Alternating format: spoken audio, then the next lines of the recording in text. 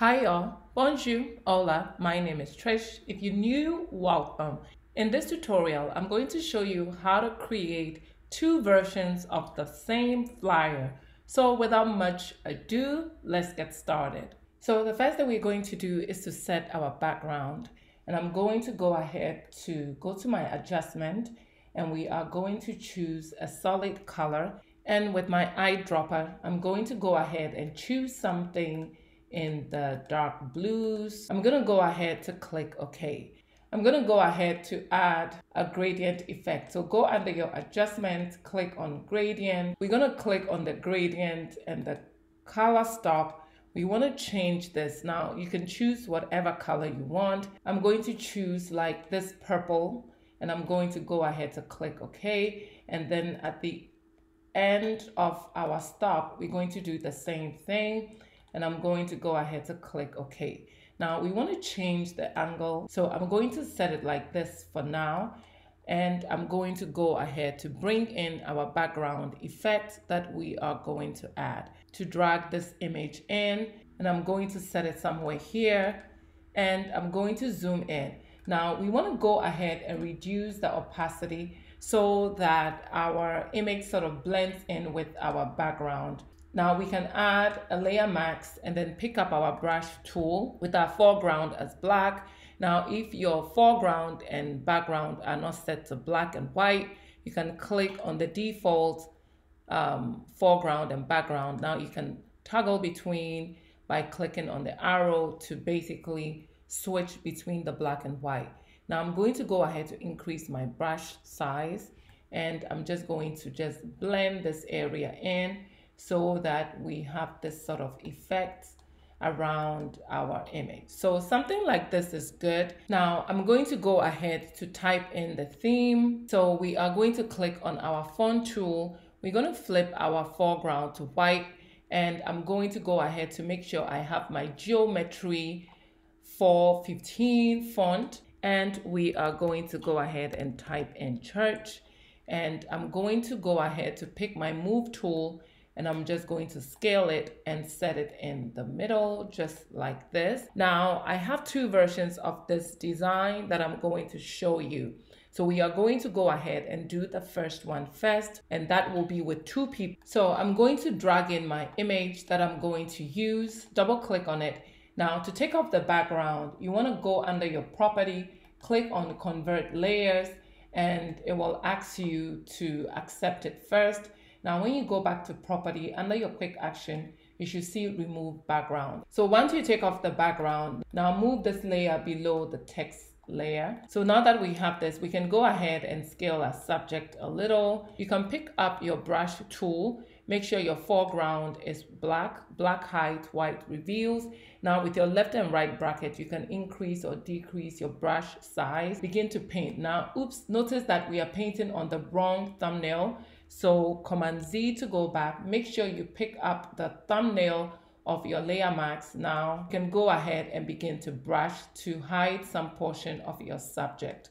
The next thing we are going to do is we want to click on our subject layer, which is the thumbnail, go to your image adjustment and then choose brightness and contrast. Now with this, you only have to increase your contrast and you can go ahead and click OK. And I'm just going to drag and drop this lady in. So what I'm going to do is I'm just going to cut off just the right side of our subject. So I'm going to pick up my poly lasso tool and I'm just going to go ahead and cut out this portion of our subject. And I'm going to right click to make a copy. Now the original layer, I can basically delete that.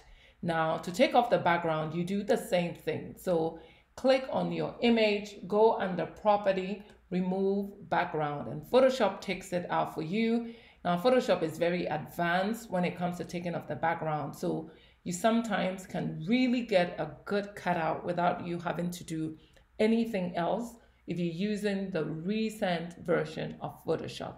So with this set, we want to put our subject in the background. So click on your subject layer in the layers panel and move that below the first subject. So she's basically behind. Now You want to also go ahead and pick up your brush tool with your foreground as black. Make sure that you are on the thumbnail of the layer mask. Now we can basically brush this in so that we basically blend our subject in. Pick up your move tool and we can scale hair and set hair a little bit in the back. So with this set, we want to go ahead and add a little bit more interest to our text. So double click on your font. It will bring up the layer style. We want to add a drop shadow. Now you notice that the drop shadow effect is too much. So click on your drop shadow and you can basically reduce your spread or your distance. So with this set, we want to go ahead and click OK. We want to make a duplicate of this. So click on the layer, Command J, make a copy, pull that up. Now we want to create an outline text from this font. So we are going to right click on the font and we are going to say convert to shape. So once we convert this into a shape, you want to pick up your path select tool and you want to basically take out the fill color. Once you take out the fill color, you can go ahead and increase your outline thickness. Now this color is black, so we can change it to a white. Now if your outline is too thick, you can basically reduce that to get to the effect that you like.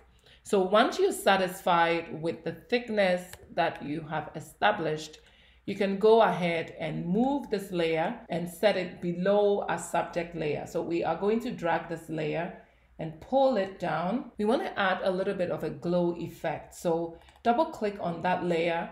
Now you want to go ahead and add an outline outer glow. So click on the outer glow and we can reduce the spread so that we still can see the effect of the glow, but it's not too much. So we are going to change the color. We are going to pick something like in the purple-ish. So once we are satisfied, we are going to click OK and we are going to make a copy of this. So click back on your layer, Command J, make a copy. And we want to first of all lock this layer so we can go ahead and move. We are going to go ahead to move that and set that somewhere here. Now we want to change that font color. So I'm going to click on my path select tool and I'm going to maybe change this to like a yellow, or you can even pick something within her dress if you want, or we can set it like this. And I think that this looks really good. So with this all set, we can actually take the opacity of this down a little so it's not too much, and we can still see it, but it's sort of blending in with the background. So once you have this set, obviously you want to go ahead and add in the rest of the info. So we are going to go ahead and type in service. I'm going to highlight and I'm going to choose Charles Sebastal regular, and I'm going to highlight this font, and in my property I'm going to take off the cap. So I'm going to click on my foreground color and I'm going to choose an orange color, and I'm going to go ahead to increase it and move that up like so. So double click on the font, add a drop shadow, go ahead and click OK. We are going to go ahead to add in the pastor's name. I'm just going to use the Century Gothic Pro to type in the rest of the information. I'm going to go ahead to zoom in so you can see it. Now to add a little bit more spice, you can highlight just the pastor's name and change that color to match the service and keep that on the regular. So the pastor's name is a little bit bold. Now we are going to go ahead and use that same font for the church name as well as the address. If you want to space out your font, you will have to go under your property, VA, and then you can space it out like that. Now we can move this font and set that right there. We can increase it a little so it fills up the bottom just like that. Up your rectangle shape, and we are going to zoom in and we are going to go ahead to draw just a quick rectangle just like that. and I'm going to hold the corners and make it sharp instead of having round corners. Now, if you have an older version of Photoshop, you can still make your edges straight by going under your property, under appearance, right in this section. You can make all the edges even. Now we are going to go ahead and fill in our fill color. We're going to choose the color in her dress. So we're going to choose sort of this orange. We are going to pick up our font tool and we are just going to choose the B-Bus font, and I'm going to type in November, and I'm going to close up the spacing. I'm going to zoom out, make it smaller, and set it right there. Then I'm going to go ahead to add O2. So to close the gaps, you can choose the A over A, and that will close it for you. So once we have this, we want to also add a little bit more effect to finish off the design. Now, the easy way to do this is to use the camera raw effect. But before we do that, I'm going to go ahead to add in some gradient around the edges. So we are going to click on our background, and I'm going to go to my gradient, and I'm going to go ahead to change my gradient to reflective, and I'm going to create the inverse of that. I can also change the angle to whatever I want. Now I'm going to change the color. We're going to go for like a deeper blue, so we'll have something like that, and I'm going to click OK, and I'm going to do the same thing with the other end. We're going to go ahead and choose a deeper blue, just like this, and I'm going to go ahead to click OK and OK. Now you can either play with the angle to get it to whatever you want. If you're satisfied, all you have to do is click OK. Now to finish this off, we are going to use the camera raw effect. I'm going to click on the top layer, and I'm going to type in Shift Option Command E to make one file. Now I'm going to click on my filter and then go to Camera Raw Filter. Now with this app, all you have to do is increase the contrast, and you notice the effect that it gives you. If you want to lighten up the image a little, you can take your temperature back if that is what you want to do. Now we can increase our vibrance to pull out all the rich colors, as well as our saturation if we want to do that. But as you do that, you have to bear in mind that you need to maybe take your temperature a little back to its original, so you get a very nice balance.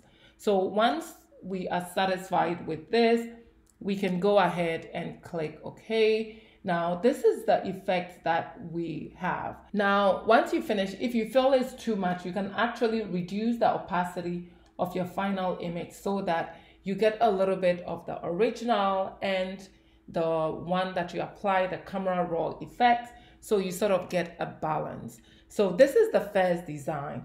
Now if you want to change this up and make it one design and also change up the color of your background, it's very easy to do. So to do that, you want to click on your image and click on the last, select all your layers, create one file by clicking on the folder. Now when you click on the folder, if it doesn't create one file, it means that you need to unlock all of the layers that have been locked before you can group all your layers. So click on the top, hold down Shift, select the bottom, and then you can now group it. So I'm going to make a copy. So select your layer and then click, drop it on the plus icon. It will make a copy. We are going to name this single. I'm going to turn off the visibility of the first one. So I'm going to take him out, and I'm going to set my female, and I'm going to go ahead and increase the image so it's big like that. Now secondly, obviously we need to change the name, so I'm just going to change this up quickly. So to change up the background, we need to click on our layer and we need to go and add an adjustment, hue and saturation. And we want to just go up to the hue color, and we can go ahead and just change up the color to whatever we want. So once you're satisfied, you can go ahead and just close that. Now notice the two difference. So now I have two versions of the same flyer.